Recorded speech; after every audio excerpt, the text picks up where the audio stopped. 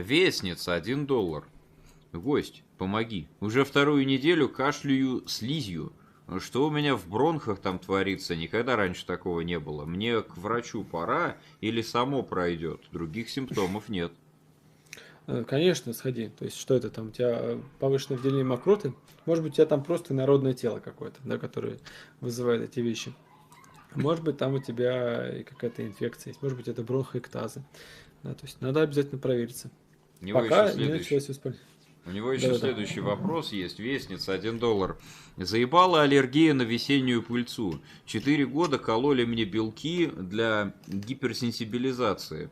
И субъективно помогло слабо. Неужели до сих пор ничего еще не придумали работающего? Слушай, ну я в этом плане не очень сильно разбираюсь. То есть, на самом деле, много разных, да, есть способов, там, в том числе использование моноклональных антител, которые там блокируют, например, там, тучные клетки, там, или базофилы. Вот, есть вещества, которые блокируют конкретно иммуноглобулины Е.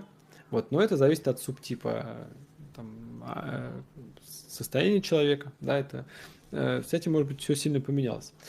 Вот, поэтому, да, так прям сходу сказать не могу. Это надо проконсультироваться у аллерголога какого-нибудь. Понятно.